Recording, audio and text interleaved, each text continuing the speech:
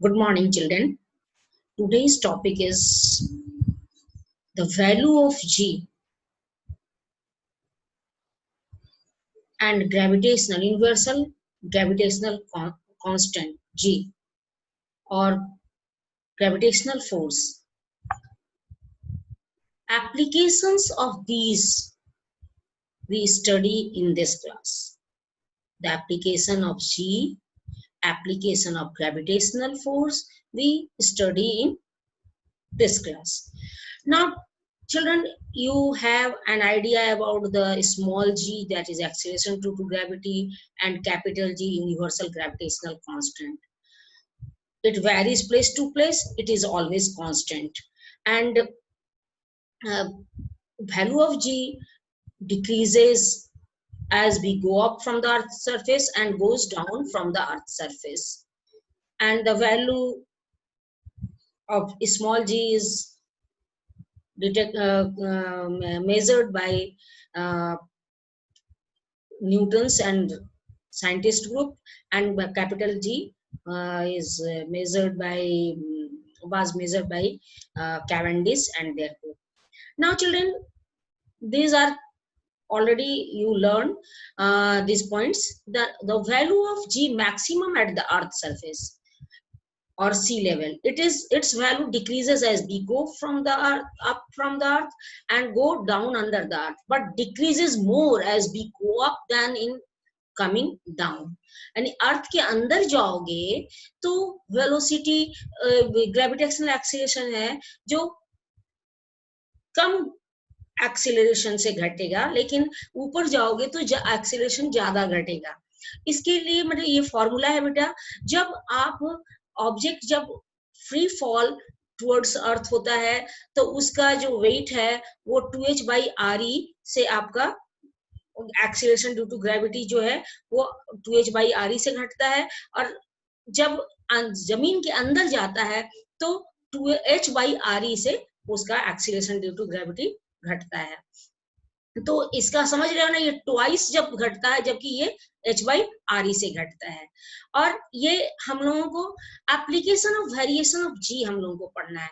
Application of variation of जी में क्या है बेटा, अगर तुम एक लिफ्ट पे बैठे हुए हो और ये ऊपर जा रहा है विथ एक्सीलरेशन a, तो तुम अपने आप को हेवी फील करोगे, यानी कि तुम्हारा वजन ज्यादा लगेगा, वेट तुम्हारा ज्यादा लगेगा, क्योंकि मास इनटू एक्सीलरेशन तुम्हारा और मास इनटू ग्रेविटेशनल एक्सीलरेशन दोनों ऐड हो जाएगा और तुमको अपना वेट ज्यादा महसूस होगा.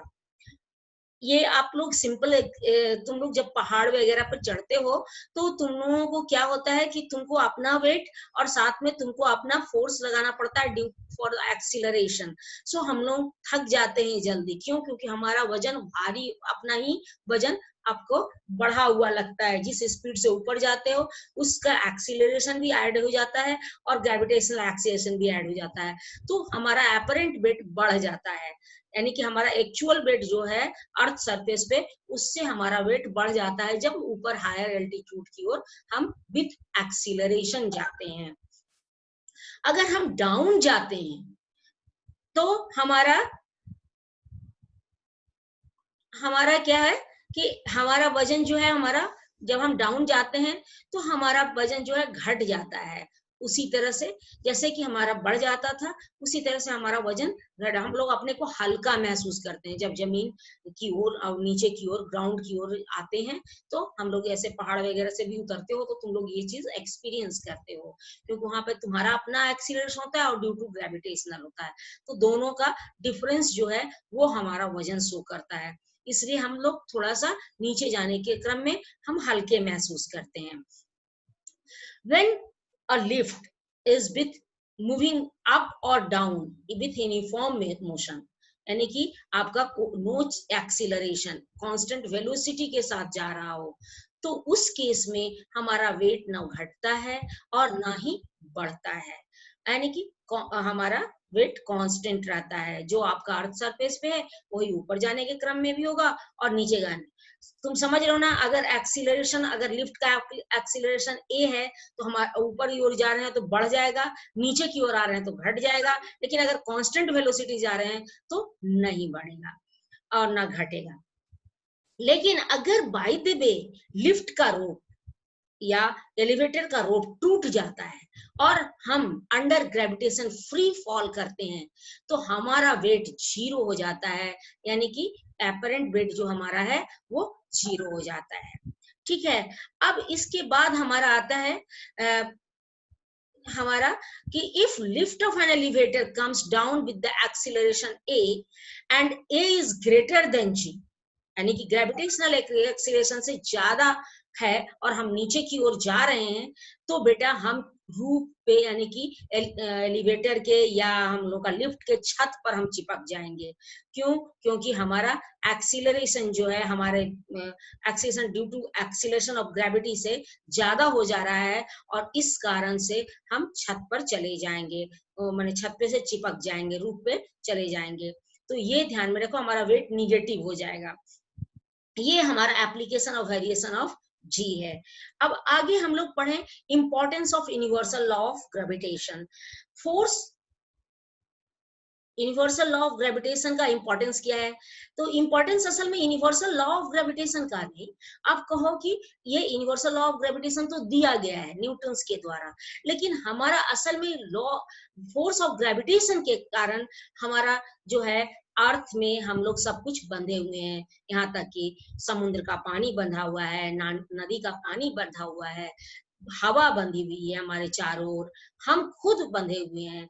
अगर अर्थ का एक बाय एक हमारा ग्रेविटेशन 0 हो जाए तो हम यूनिवर्स में, स्पेस में फ्लोट करने लगेंगे। पानी, हमारा समुद्र का सारा पानी एक पानी का गोला बन के स्पेस में उड़ जाएगा, हवा हमारा कहाँ चला जाएगा पता नहीं। तो इस तरह से अंडर ग्रेविटेशन हम लोग, हर चीज हमारा यहाँ पे अर्थ पर है।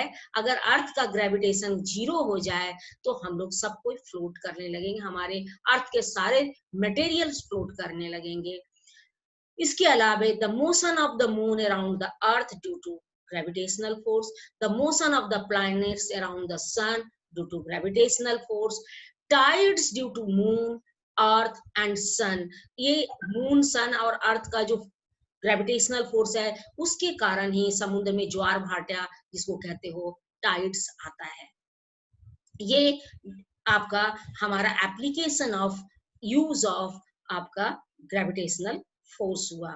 इसके अलावे हमारा ये जो फॉर्मूला है, जो Newton's motion formula, sorry not Newton's, motion formula जो हमारा है v equal to u plus a t, वो यहाँ पे कन्वर्ट हो जाएगा। अगर फ्री फॉलिंग बॉडी है, मोशन फॉर्मूला अंडर ग्रेविटेशन है, तो हमारा ये फॉर्मूला हो जाएगा v equal to u plus gt, h equal to ut plus half gt square and v square equal to u square plus 2gh। और अगर motion formula against gravitation है तो g चूंकि निगेटिव हो जाएगा, इसलिए मोशन फॉर्मूला हो जाएगा v equal to u minus gt, h equal to ut minus half gt square and v square equal to u square minus tgh 2gh। अब है, इसके बाद हम लोग पढ़ेंगे difference between mass and weight. Mass, matter और content present in the substance is defined as mass, यानी कि अगर मेरा मास मान लो तो मेरे में जो हड्डियां हैं, मसल्स हैं, ब्लड है, जितने भी मटेरियल हैं, ब्रेन का जो भी कहो, सारा कुछ मिला के कंटेंट प्रेजेंट इन मी, मेरे में जो कंटेंट है वो मास कहलाएगा। लेकिन वेट क्या कहलाएगा? फोर्स ड्यू टू ग्रेविटेशन, यानी हमारे बॉडी पर जो फोर्स लग रहा है due to gravitation, that is weight. It is always constant, कहीं भी चले जाओ मेरा मास या कोई भी ऑब्जेक्ट का मास चेंज नहीं करता है। लेकिन weight varies place to place, even it is 0 in space. Space में चूंकि जी का वैल्यू 0 हो जाता है तो हमारा वेट भी 0 हो जाता है। SI unit of mass is 1 kg, लेकिन SI unit of weight is kgf और kg वेट और newton. 1 kgf equal to 9.8 newton होता है। मास जो है स्केलर क्वांटिटी है, वेट है जो वेक्टर क्वांटिटी है, मास है जो फंडामेंटल फिजिकल क्वांटिटी है, वेट है जो डेराइव्ड फिजिकल क्वांटिटी है। यानी फोर्स इक्वल टू जानते हो मास इनटू एक्सीलरेशन होता है, so it depends on mass and acceleration due to gravity, लेकिन mass does not depend on anything. So it is content present in object, जो भी object है उसमें जो मटेरियल प्रेजेंट है, जो मैटर प्रेजेंट है, दैट कॉज मास, है ना। और वेट है due to gravitational force. It is measured by beam balance, it is measured by spring balance और वेइंग मशीन। और इसको समझने के लिए हम एक थोड़ा सा और तुम लोग को समझा दें कि जैसे कि हमारा मास अर्थ सरफेस पे मान लो 60 केजी है, तो अगर मून पे चले जाएंगे या स्पेस में चले जाएंगे तो मेरा मास नहीं चेंज करने वाला। मास 60 केजी है तो स्पेस में भी 60 केजी होगा और मून पर भी 60 केजी होगा। लेकिन ये हम बीम बैलेंस से मेजर कर सकते हैं। बीम बैलेंस यानी तराजू जिसको कहते हो, 2 पल्ले वाली तराजू होती है ना, 2 पलड़ा होता है, तो एक में हम अगर 60 केजी रखेंगे तो मेरा वजन भी 60 केजी दिखेगा। मेरी बात समझ रहे हो? एक पलड़े पर हम 60 केजी का वॉट रखें और दूसरे पे हम, तो ये स्पेस में भी रखोगे बैलेंस पे तो हमारा 60 केजी ही दिखाएगा, मून पर भी रखोगे तो 60 केजी ही दिखाएगा। लेकिन अगर हम वेइंग मशीन लेके चलते हैं, नॉट बैलेंस, बीम बैलेंस ना लेकर, हम तराजू पड़ने वाला तराजू ना लेकर बीम बैलेंस या स्प्रिंग बैलेंस जाते हैं और उससे मेजर करते हैं, तो स्पेस में मेरा वेट 0 दिखाएगा और हम जब मून पर जाएंगे तो हमारा वेट 10 केजी का दिखाएगा, 1/6 of the mass on the earth. और यही बात है जो कि कहता है कि weight varies place to place, mass always constant. Earth पर मास और वेट सेम दिखता है इसलिए कि हम लोगों ने जो वॉट जो स्टैंडर्ड वेट बनाया है वो अर्थ पर ही बनाया है, और उसका 1 केजी का मास जिसको हम कहते हैं कि इसमें जितना 1 केजी में जो कंटेंट प्रेजेंट है उसी के बराबर को हम 1 केजी मास मानते हैं। दैट इज स्टैंडर्डाइज्ड, इसको हम लोग स्टैंडर्ड कर दिए हैं। इसलिए हमारा मास और वेट अर्थ पर, चूंकि अर्थ ही पर हम लोग लिए हैं, ये अर्थ पर ही हम लोग लिए हैं, तो इसलिए मास और वेट दोनों हमारा अर्थ पर एक ही केजी दिखाता है। लेकिन दैट 1 KG is also equal to 9.8 newton. अब नेक्स्ट क्लास में हम लोग पढ़ेंगे केपलर्स लॉ, है ना। तो अब अगले क्लास में, और बाकी अब हैव ए नाइस डे, और अगले दिन हम लोग पढ़ेंगे